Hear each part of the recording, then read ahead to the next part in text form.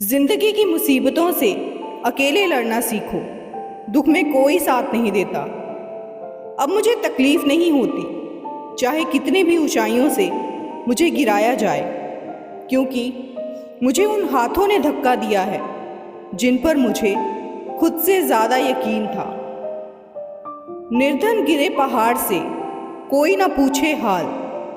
धनी को कांटा लगे, पूछे लोग हजार।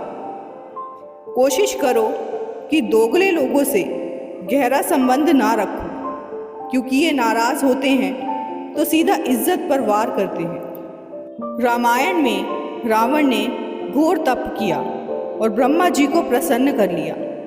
ब्रह्मा जी रावण को वरदान देने के लिए प्रकट हुए। रावण ने वरदान मांगा, मुझे वर दीजिए कि किसी के हाथों मेरी मृत्यु ना हो। ये बात सुनकर ब्रह्मा जी चिंतित हो गए। एक तो रावण दुष्ट है और ऊपर से ऐसा वरदान मांग रहा है।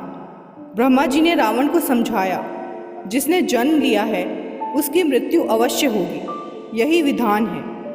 रावण अड़ गया और बोला, नियम मैं नहीं जानता, मुझे तो यही आशीर्वाद देना पड़ेगा। ब्रह्मा जी सोचने लगे कि अब क्या किया जाए।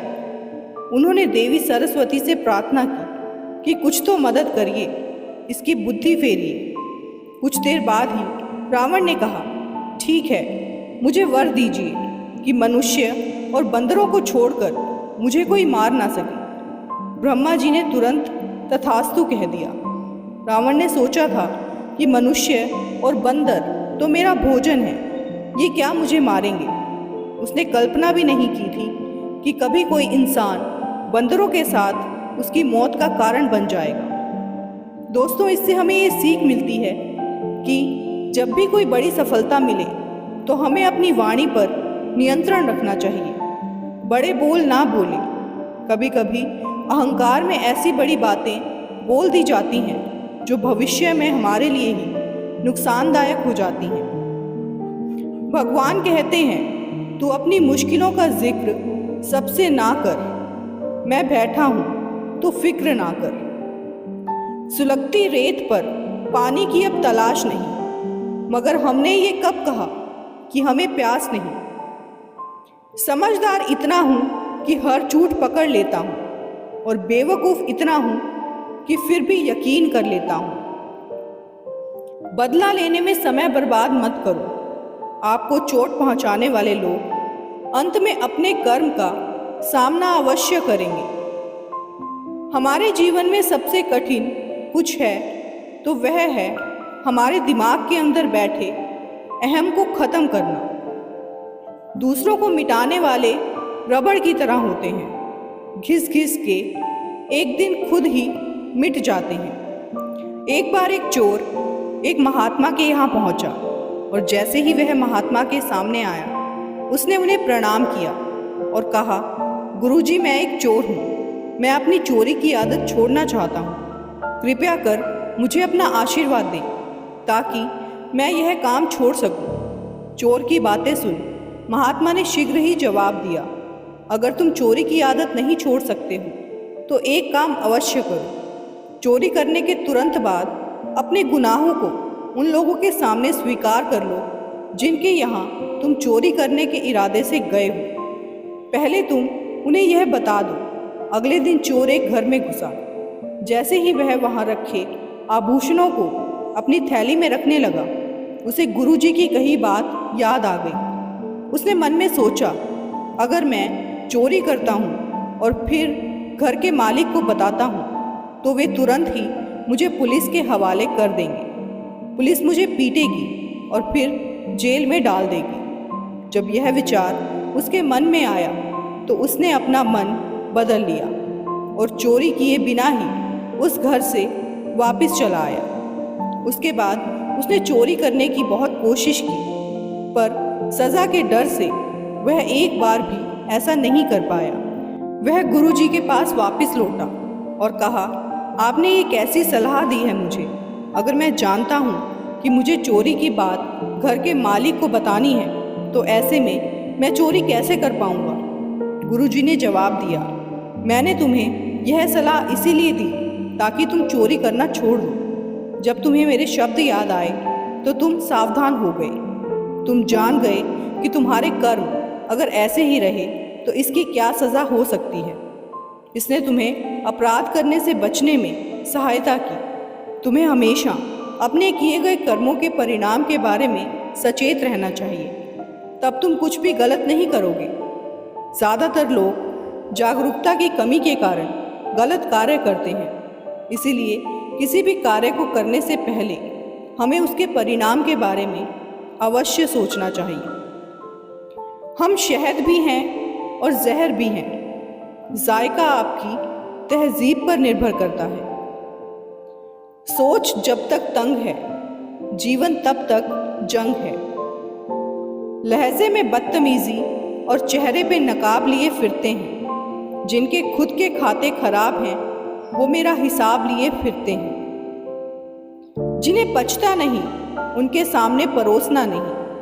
अपनी परेशानी, अपने एहसास, अपने सपने और अपनी योजना। न्यूटन ने अगर गिरे हुए सेब की जगह गिरे हुए लोग देखे होते तो ग्रेविटी की जगह ह्यूमैनिटी की पढ़ाई हो रही होती। कलयुग बड़ा विकराल रूप ले रहा है। आज का राम दशरथ को वनवास दे रहा है। वक्त सिखा ही देता है आपको जिंदगी जीने का हुनर। फिर क्या नसीब, क्या तकदीर और क्या हाथों की लकीर। रिश्तों में वैसा ही संबंध होना चाहिए जैसे हाथ और आँख का होता है। हाथ पर चोट लगती है तो आँखों से आंसू निकलते हैं और आंसू आने पर हाथ ही उनको साफ करता है। खुश रहो, क्योंकि दुखी रहकर कौन सा दुख कम हो जाएंगे। दुनिया ऐसे लोगों से भरी पड़ी है जिनको सड़क भी ठीक से पार करना नहीं आता, लेकिन आपको पहाड़ पर चढ़ने की सलाह देंगे। इसीलिए अपने जीवन का सफर खुद अपने हिसाब से तय करें। कल एक झलक जिंदगी को देखा, वो राहों पे मेरी गुनगुना रही थी। फिर ढूंढा उसे इधर उधर, वो आंख मिचोली कर मुस्कुरा रही थी। एक अरसे के बाद आया मुझे करार, वो सहला के मुझे सुला रही थी। हम दोनों क्यों खफा हैं एक दूसरे से, मैं उसे और वो मुझे समझा रही थी। मैंने पूछ लिया, क्यों इतना दर्द दिया कमबख्त तूने। वो हंसी और बोली, मैं जिंदगी हूँ पगले, तुझे जीना सिखा रही थी। थोड़ा थक सा जाता हूँ अब मैं, इसीलिए दूर निकलना छोड़ दिया है। पर ऐसा भी नहीं है कि अब मैंने चलना ही छोड़ दिया है। फासले अक्सर रिश्तों में अजीब सी दूरियां बढ़ा देते हैं, पर ऐसा भी नहीं है कि अब मैंने अपनों से मिलना ही छोड़ दिया है।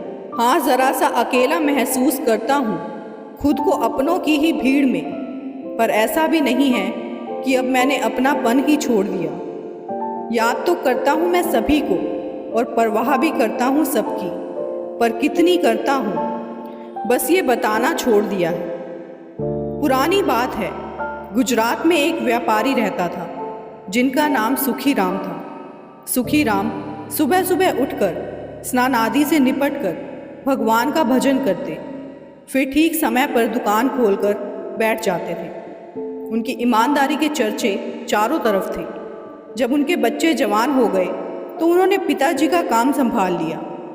सुखी राम मन ही मन सोचने लगे कि अब 60 वर्ष की आयु हो गई है, ऐसे में दुकान का लालच छोड़कर क्यों नहीं पूरा समय भगवान के भजन और जन सेवा में लगाया जाए और परलोक सुधारा जाए। मैं कब तक करता रहूं, अब ये बच्चे बड़े हो गए हैं, ये जाने इनका काम जाने। मैंने इनको पढ़ा लिखा कर बड़ा कर दिया, अब नफ़ा हो तो इनका, नुकसान हो तो इनका। लेकिन दूसरे ही पल इनका मन कहता, अभी तो नाती पोतों को पढ़ाना लिखाना है, उनके विवाह करने हैं। इन बेटों को तो दुनियादारी की अकल ही नहीं है, ये तो मेरी लुटिया डुबो देंगे। इन सब धंधों से निपट जाने के बाद ही दुकान छोड़ना ठीक रहेगा।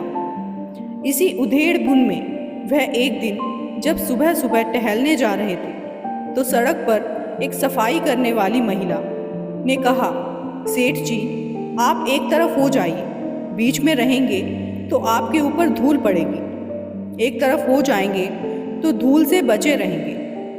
महिला के इन शब्दों ने सेठ जी की आंखें खोल दी। उन्हें भी महसूस होने लगा कि दो नावों में सवारी करने वाले का कभी कल्याण नहीं होता। ये सोचकर सुखी राम ने दुकान अपने बेटों को संभलवा दी और खुद भगवान के भजन और जन सेवा में लग गए।